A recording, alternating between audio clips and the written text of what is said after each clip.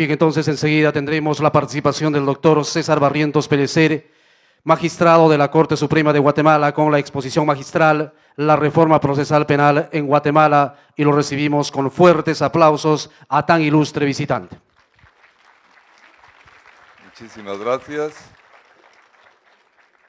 Muy buenas noches a todos.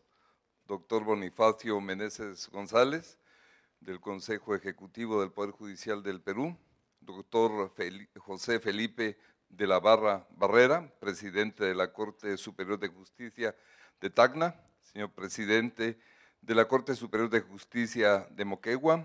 Doctor William Ramírez, del Programa de Justicia de Cooperación Alemana GIS, quien trabajó muchísimos años en Guatemala y que por lo tanto conoce nuestro proceso, al cual ha ayudado e impulsado de manera solidaria y técnica. Señores conferencistas nacionales e internacionales, señoras y señores organizadoras del evento, juezas, jueces, fiscales, defensores, abogados, estudiantes, auxiliares de justicia, muy buenas noches.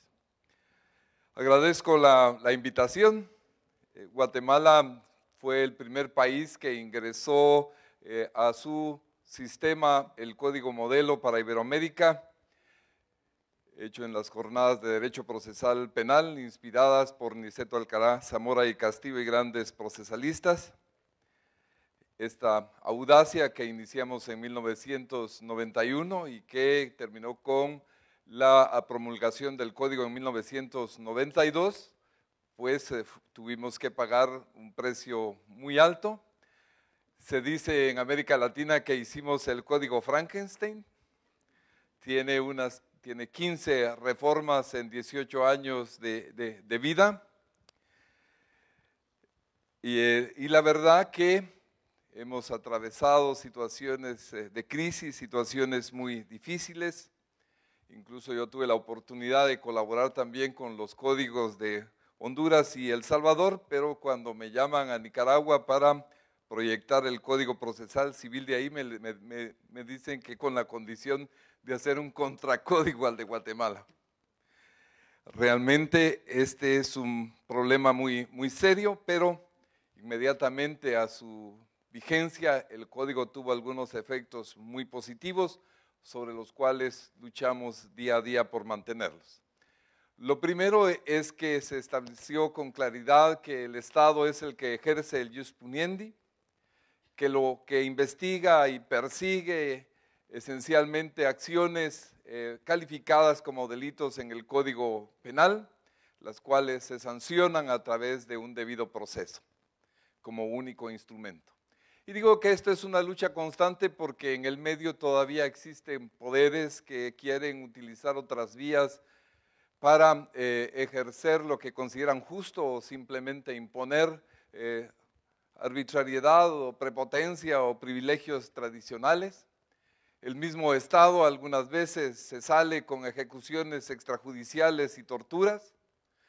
Hay también linchamientos en nuestro medio, desde luego hay impunidad, pero el Código Procesal ha hecho un esfuerzo. Como testimonio de eso, los procesos contra exfuncionarios de alto nivel, contra personas de grandes poderes que antes nunca fueron procesados, y estas son algunas de las ventajas inmediatas de este sistema que también produjo la separación entre la investigación y el juzgamiento, que separó del juez penal la dirección material del proceso, es decir, que el juez es ajeno a los hechos y a las pruebas.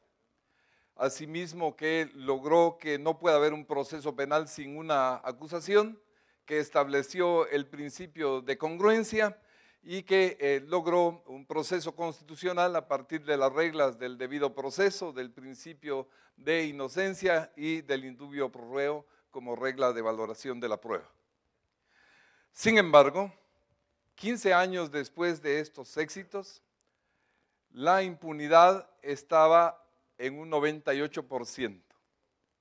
Los tribunales de justicia, los tribunales de sentencia, hacían en el país un promedio de 1.8 sentencias por mes.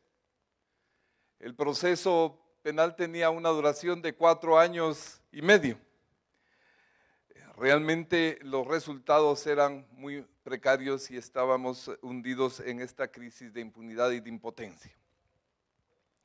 Pero de repente, en el año 2010, aumentamos en un 1200% el número de audiencias. Aumentamos en un 700% el número de sentencias y disminuimos el proceso casi a 1 año y medio de duración. Como ejemplo, la Cámara Penal que presido de la Corte Suprema de Justicia, antes se resolvía un proceso en un promedio de 594 días, lo que hoy nosotros hacemos en 30 y no tenemos mora judicial. ¿Qué pasó? ¿Qué ocurrió para este cambio tan trascendente? En el 2005, un grupo de jueces del occidente del país, una provincia del país que se llama Quetzaltenango, empezó a reunirse con fiscales y con defensores y con auxiliares judiciales porque se preguntaban qué sistema es el que tenemos.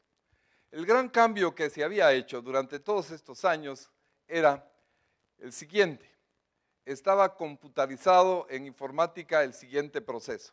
Una persona presentaba un escrito al tribunal o a una oficina de gestión de causas, esta lo llevaba al secretario, el secretario lo pasaba al oficial, el oficial proyectaba la resolución y la volvía al secretario, el secretario la entraba al despacho judicial, el juez firmaba y lo volvía al secretario, el secretario lo enviaba a los oficiales lo pasaban a los notificadores iban a hacer las notificaciones y lo volvían al secretario, y luego al oficial y a esperar un nuevo escrito. Antes se hacía en muchos libros y ahora se registraba por vía informática. Ese era el gran cambio. Los operadores del sector de esta área se preguntaron, bueno, el código tiene principios y estos principios han sobrevivido a las 15 reformas. Pero el procedimiento, muchas de las normas escogidas, ya por el código tipo, algunas eran equivocadas, como en lo que se refiere al querellante adhesivo, de que si no llegaba a una audiencia, pues era retirado del proceso. También existía la mala interpretación de las normas porque se había escogido una interpretación muy formalista por la cultura predominante. Y además, pues los jueces interpretaban equivocadamente las normas. Bueno, esta era una situación caótica y ellos decidieron hacer consensos para cambiarlo. Es decir, el proceso es cierto, tiene una norma que establece que nadie puede variar los procedimientos, pero los jueces, en acuerdo con todos los operadores, cambiemos porque sigamos los principios. Y entonces se preguntaron, por ejemplo, ¿qué hacemos en la primera declaración? Entonces, bueno, lo que hacemos es que el Ministerio Público presenta un escrito inicial donde plantea el hecho que se atribuye, está presente solo el imputado, su defensor, desde luego ya obligatorio, y el fiscal, y se le pregunta al imputado si quiere declarar algo, y como por regla dice que no, entonces el juez les decía, bueno, ya les notificaré si es que dictó auto de procesamiento y si en este momento voy a dictar una prisión preventiva o una medida sustitutiva, y lo hacía el juez sin consultarle a nadie. Eso era lo que pasaba. De ahí entraban los plazos procesales. El Ministerio Público decía el código que debería presentar sus conclusiones y a la acusación inmediatamente, y un fiscal interpretó que inmediatamente quería decir un promedio de 1 año. ¿Verdad? Entonces, si el Ministerio Público no presentaba la acusación en ese tiempo de inmediatamente, pues se le daba un nuevo plazo para que lo hiciera y podía pasar otro tiempo por igual. Eso era lo que pasaba. Y entonces los operadores del sector de la zona dijeron, hagamos otra cosa. Bueno, ¿qué? Entonces, que no sea el juez el que intime. El juez solo va a identificar al procesado, preguntarle su nombre, sus datos de identificación, explicarle que va a ser sometido a un proceso, que tiene derecho a defensa y que tiene garantías, y que el fiscal sea el que intime. Y luego le vamos a preguntar al imputado si quiere declarar, y si dicen que no, pues entonces le damos la palabra al fiscal y a la defensa para que vean si con la base de la intimación podemos vincularlo a proceso. Y luego le volvemos a dar la palabra al defensor y al fiscal para que analicemos si dictamos la prisión provisional o una medida sustitutiva. Y luego lleguemos a un acuerdo. ¿Cuánto tiempo el fiscal puede tardarse en presentar la acusación en este caso? 15 días, un mes, 2 meses, discutámoslo. Y entonces fijaron el plazo y entonces dijeron, cuando presente las conclusiones en este plazo, al tercer día nos vamos a la etapa intermedia. E inmediatamente en la etapa intermedia, que antes era un juicio para ver si procedía un juicio, pues solo vamos a discutir si hay elementos de prueba de investigación para que podamos abrir a juicio penal. Pero el día que presenta el Ministerio Público sus conclusiones, presenta todos los elementos de prueba para que, los que favorecen incluso al imputado, para que haya un juego limpio. Y a los 3 días de que esto ocurra, de que se dio esta etapa intermedia, pues vamos a discutir en esta fase intermedia si la prueba es lícita, si la prueba es congruente, si la prueba no es superabundante, si la prueba es pertinente, y le mandamos a los jueces de sentencia ya con día de audiencia. Y estamos todos de acuerdo, sí, nadie va a presentar amparos, nadie. Y lo hicieron.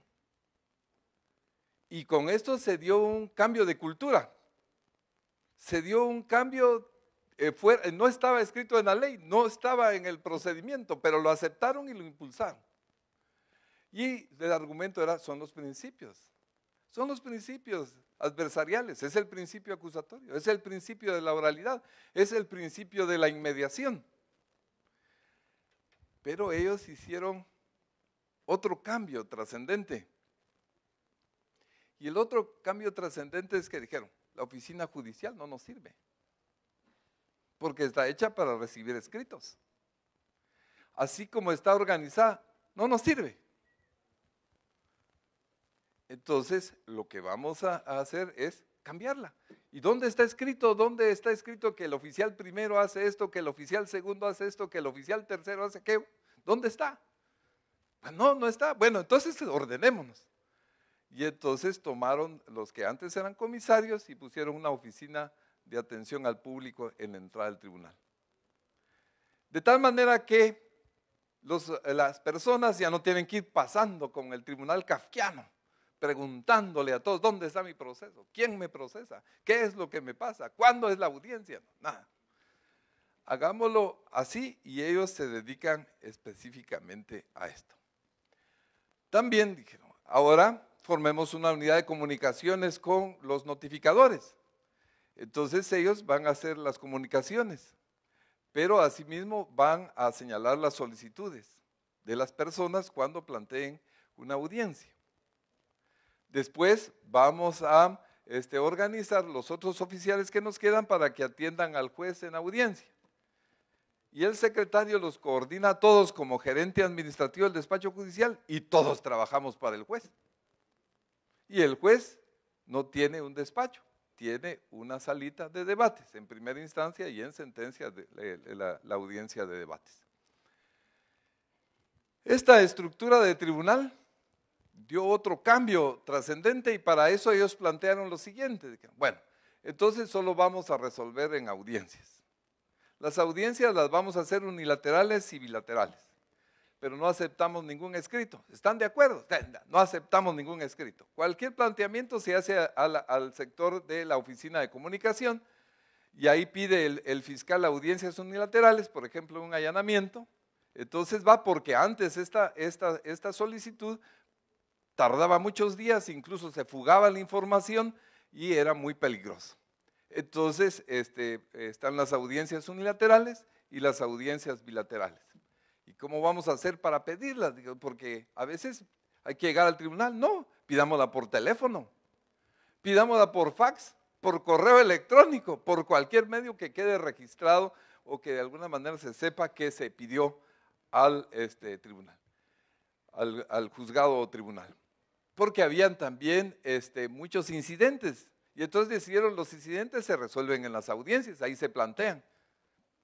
Si es un incidente que necesita prueba, entonces lo pido con audiencia bilateral. Pero, o en la audiencia más concentrada, si hay una futura audiencia ya citada, la audiencia intermedia, y yo voy a plantear una prejudicialidad, tengo que llevar ahí con mis pruebas, y la otra parte decide si se defiende en la audiencia o si le señalan una nueva audiencia para defenderse de la prejudicialidad. Y entonces plantearon también lo de Costa Rica, y en esto hay que reconocer que Luis Paulino Mora nos ayudó muchísimo también a nosotros con lo del cero papel y con la desinformalización de las notificaciones que estaban vinculadas a conceptos constitucionales, y si no se notificaba, agréguese a sus antecedentes y téngase presente para su oportunidad, podía causar la nulidad del proceso. Y entonces todo eso quedó. Entonces las peticiones se hacen por fax, las notificaciones igual. Y ahí están, como las vistas plantearon en estas audiencias unilaterales y bilaterales, los jueces pusieron sus propias grabadoras. Y en aquel entonces íbamos más lejos porque los jueces decían, ni copia les tenemos que dar, solo de la resolución. Y en todo caso un acta muy sucinta, porque ahí no es la inmediación. ¿Para qué quieren que traslademos el concepto aquel de que lo que no está en el acta no está en este mundo? Entonces lo que no está en la grabación no es de este mundo, entonces es lo mismo. Entonces el juez tiene poder de inmediación. Y como en este sistema no es en instancia, sino que se conoce en única instancia, porque no hay apelación de hecho, pues ¿para qué nos vamos a complicar? Y en la apelación de hecho, tanto en la apelación como en la casación, no se pueden conocer los hechos. ¿Está bien? Este fue el acuerdo. Y con ese acuerdo transformaron la región y de repente empezaron, antes un tribunal de sentencia, por ejemplo, tenía audiencias en agendadas hasta 2 años. Y una audiencia se realizaba, en una audiencia de debate, llevaban los jueces, acostumbraban a tener 15 o 10 debates al mismo tiempo. Y eso pasaba que, entonces, de este caso, recibían un testigo. Entonces paraban y nos vemos en 10 días. De este otro caso recibían al perito, entonces paramos y nos vemos en 10 días. Y así van los 10 casos. Entonces la inmediación no existía en realidad, sino que era un debate extendido en el tiempo. Entonces ellos hicieron ese trabajo, pero cuando nosotros tratamos de irnos de esa área para las otras áreas, resulta que no logramos los acuerdos. Y porque no hubo el cambio de cultura. Los otros jueces porque cambiaron su conciencia y dijeron, vamos a hacer esto. Y entonces no se pudo en los otros lugares. Tuvimos que hacer un proyecto de ley, que hoy es el Decreto Legislativo 18-2010, que lleva todos estos logros de estos jueces a transformarlos en una ley, a hacer un reglamento interior de tribunales penales donde se establece la nueva estructura que ellos plantearon. En lo de la víctima llegaron a alcances ellos en este momento importantes, en el sentido de que la víctima era como un querellante adhesivo, pero sin limitaciones, dependía de la acusación del Ministerio Público, sí, pero podía ir a las audiencias, tomar el proceso en el estado que se encontraba, interponer recursos. Y todo esto, como les digo, lo habían hecho sin cambios procesales porque hay tratados de acuerdos internacionales y la victimología ha avanzado lo suficiente como para darle ese espacio a la víctima. Y ahí empezó el cambio, pero nosotros descubrimos también muy rápidamente que otro aspecto que hacía que el proceso penal oral, adversarial, tenga una dinámica distinta a lo que ofrece el sistema escrito. Porque obviamente al año de estar aplicando el 18-2010, habíamos llegado bajo esa nueva experiencia a nuevos alcances. Y entonces ahora ya podíamos hacer otra reforma, que es el 7-2011, donde la víctima es un sujeto procesal, con beneficios del debido proceso y con una reparación integral. Teníamos ya otras medidas para mejorar el principio de oportunidad y el procedimiento abreviado, porque no hemos alcanzado, y creo que esta es una deuda que tenemos todavía, pero esto es después de 2 años del 7-2011. no logramos expeditar el procedimiento abreviado. Lo hemos complicado mucho, los imputados dicen, por ejemplo, bueno, si voy a aceptar los hechos, necesito que el Ministerio Público me enseñe primero sus pruebas. Y entonces, mejor ir al debate. Porque en este caso lo que hay es una renuncia del juicio, es una renuncia a la no autoincriminación y una renuncia a la carga de la prueba del Ministerio Público, porque a mí me favorece el principio de oportunidad. Entonces no logramos y siguen entrando los casos pequeños también y sigue no habiendo confesión ni colaboración en otro tipo de procesos. Dejamos solo el principio de oportunidad para delitos menos graves. Si hoy hiciéramos otra reforma, creo que avanzaríamos a esto. Pero lo que sí hicimos fue, en este nuevo decreto, otra cosa que descubrimos es que encontramos que en los años de vigencia del código, solo en la ciudad de Guatemala, habían más de 350,000 procesos en un archivo muerto, en un stand-by. Todos los procesos por delitos menos graves que conocían los jueces de primera instancia, resulta que no los podían conocer, porque o atendían los graves o atendían los menos graves. Entonces pasaban los menos graves a un archivo muerto, a un cementerio blanco, y ahí se quedaban los procesos y personas a vivir con un proceso penal toda la vida, al igual que antes con la prisión preventiva, porque el proceso no iba a tener fin. 350,000 procesos y estaban entrando al año, por año, solo en la capital de Guatemala, teníamos 30,000 casos nuevos sin resolver que entraban a este cementerio muerto. Entonces había que parar eso. Lo que se hizo fue que en el decreto legislativo 7/2011 se planteó el procedimiento para delitos menos graves para que lo conocieran los jueces de paz.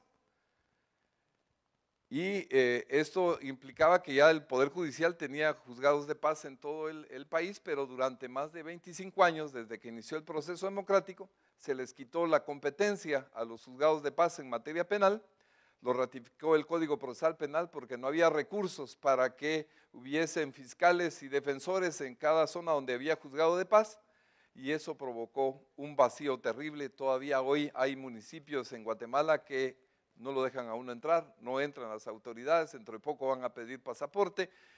Es una situación muy difícil, la gente está sentida, no hay justicia, se cerraron los casos menos graves, con eso también los más graves. Las personas prefieren resolver las cosas por la fuerza, por la violencia o lo que es más grave, por la resignación que produce un mal tan grande como la fuerza bruta, porque llena de rencor, de odio y de temor. Y entonces esto había que resolverlo, pero como el Estado no tiene dinero, entonces esto va gradual.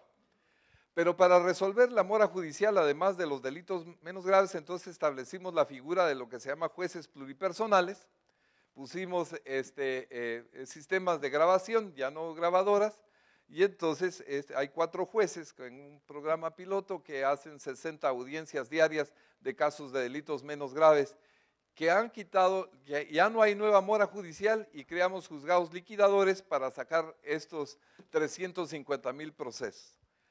¿Por qué? Porque ahora el sistema de organización de tribunales ya no hace necesario que hagamos más tribunales, porque antes uno entraba a un juzgado y ¿qué quieren? Más auxiliares judiciales. ¿Y qué quieren? Más juzgados, y un país pobre como el nuestro no puede hacerlo. Entonces, esta nueva organización y todos trabajando para el juez en la audiencia hace que en lugar de tener más juzgados, pues podamos tener un juzgado, 2, 3, 4 jueces con el mismo personal. Porque lo que antes le pasaba al secretario a cada oficial, ahora se lo pasa al juez. Y el juez está en audiencia y está resolviendo. Con esto establecimos las condiciones para un verdadero sistema adversarial, para un sistema acusatorio. Claro, las condiciones, porque todavía no hemos logrado en mucho el cambio de cultura. Entonces hay jueces de primera instancia que hacen 15 audiencias diarias. Y hay otros jueces que hacen 4 a la semana. Nosotros aumentamos en un 1200% el número de audiencias con este sistema, pero de esas solo se realizan, de todas las audiencias convocadas, solo se realiza el 52%.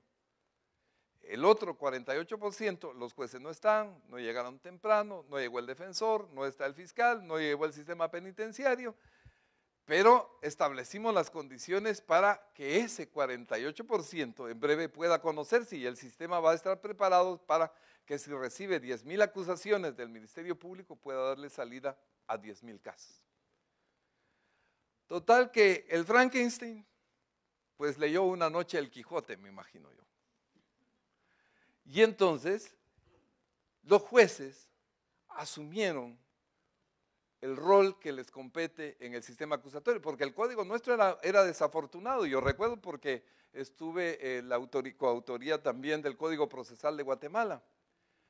Y cuando lo presentamos, el Congreso mandó una nota diciendo que aprobaban el código si le hacíamos 12 cambios. Ya se imaginarán los cambios, ¿verdad? El juez puede interrogar, el juez puede cambiar la acusación, el juez tiene un control puede, si el ministerio no acusa, obligarlo a acusar. Y nosotros todavía le preguntamos al maestro Mayer, ¿y ahora qué hacemos? Y dijo, echémoslo a andar, porque si no, no va a haber código tipo de América Latina. Echémoslo. Y así entró el Código Guatemala con estos graves problemas. Pero había algo que encuentro yo que hay aquí cuando veo ese león. El león es el símbolo del liberalismo. El liberalismo es el concepto de la virtud cívica, de la división de poderes, de la democracia, del coraje, de la voluntad, de la tolerancia y del esfuerzo para construir una mejor nación. Y eso pues nos tocó en el sistema de justicia poder aprovechar lo que nos ofrece el código, llegar a cambios como hicieron esos jueces sin necesidad de ley y no tuvieron ningún problema, pero debimos hacer las leyes y les decía, el proceso oral avanza con una rapidez increíble, lo que ahora estamos descubriendo que podía servir, por ejemplo, en la primera reforma les pusimos a los jueces de sentencia, a los tribunales de sentencia, taquimecanógrafos. Y ahora resulta que dicen los jueces, ya no queremos taquimecanógrafos, que nosotros hacemos las notas centrales y hacemos. Cuando nosotros entramos a casación teníamos sentencias de casación de unas 70 páginas, que las personas tenían que traer traductor para ver qué era lo que decía la sentencia. Es increíble, nosotros hacemos sentencia de casación de un promedio de 4 hojas. Es un cambio cultural y es un cambio de asumir la responsabilidad, pero es un cambio también de explotar las posibilidades de las normas. Yo no sé si en todos lugares se podía dar ese consenso de decir los fiscales y los defensores públicos y los abogados litigantes, bueno, hagamos un procedimiento con principios y no necesitamos ley, que fue lo que hicieron allí. No sé si eso se podía alcanzar, pero ellos estudiaron muy duramente y lograron este cambio y poner su huella, su signo en el sistema de justicia en Guatemala que tanto lo necesitaba. Pero ahora viene el otro problema y el problema final quizás, el problema más grave. La transparencia propició la necesidad social y sentida en los mismos jueces de independencia judicial. Vean los cambios. El día que entró en vigencia el Código Procesal Penal, ese día plantearon la primera reforma. En Barrios, un departamento alejado del país vecino a Honduras, aterrizó una avioneta con droga. Y el juez les dio una medida sustitutiva a los extranjeros que iban en la avioneta con la cocaína. Porque el código establecía y establece que la prisión preventiva es la excepción. Entonces, pues como es la excepción la prisión preventiva, demos de libertad. No hay peligro de fuga porque aseguraron que se quedaban con una fianza muy pequeña. ¿Verdad? No había problema. Además nos quedamos con la avioneta y con la droga. ¿Para qué queremos de estos señores? Han de haber dicho.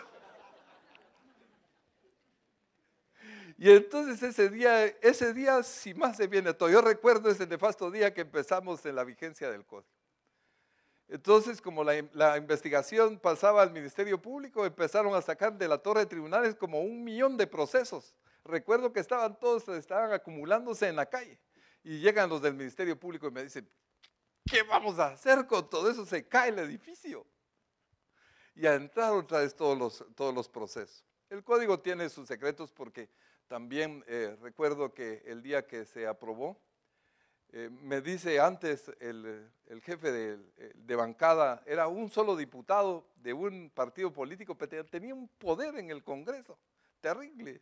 Cada vez que una hija de alguien, de un diputado, cumplía 15 años, le hacía gran fiesta. Él la pagaba, era un hombre brillante. Yo no había conocido una inteligencia tan clara y tan precisa, lástima que para el mal. Entonces me dice, porque ahí le vamos a hacer su código, dice, al final, la realidad no se cambia con las leyes. Y yo no supe qué contestar. Ahora estoy aprendiendo. Son los jueces, en las sentencias judiciales, razonadas, motivadas, en plazos oportunos, las que cambian la realidad. Y entonces estamos en la fase última porque ahora es muy evidente lo que hace un juez. Tenemos ahora, como en Guatemala, solo en la torre de tribunales tenemos 15 jueces de primera instancia.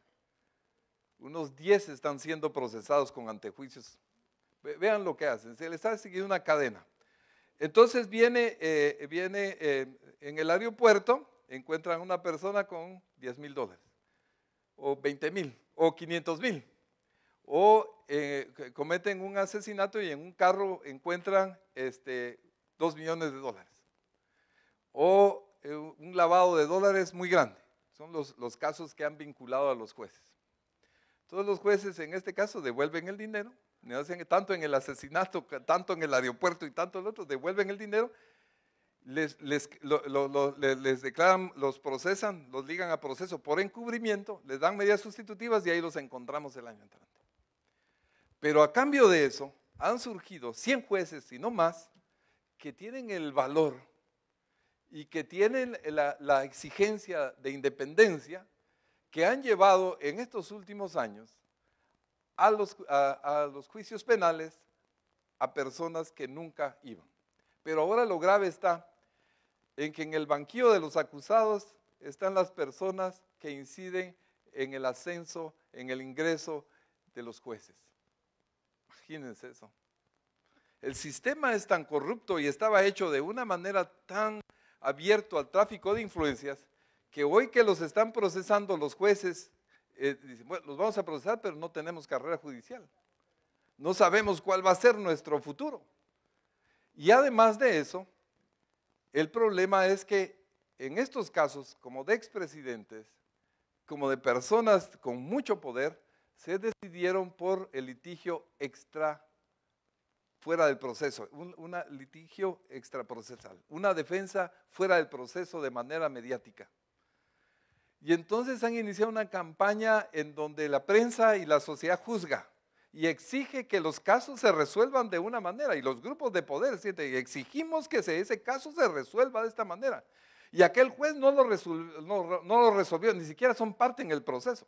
Y entonces exigimos a la Corte de Constitucionalidad y a la Corte Suprema que resuelvan de esta manera. Y una campaña de degradación de jueces, pero vean, una verdadera infamia, una agresión a la dignidad. Tío, alguien puede ver ahora cuando uno abre en la página Google, si pregunta por el nombre, ahí aparecen todas las denuncias que me dice que tengo jueces sicarios. Han sacado de mi vida han hecho una telenovela, entonces mi nieto me pregunta, y es cierto, pues. Sacaron a mi pobre papá y a mi pobre abuelo que ni saqué, ya no están en este mundo. Y entonces han impulsado una polarización ideológica del país y un reto a la independencia judicial y una gran amenaza de involución en breve tiempo porque no tenemos carrera judicial. Pero estamos en un punto de la historia que exige que nuestros países consoliden su sistema democrático de gobierno.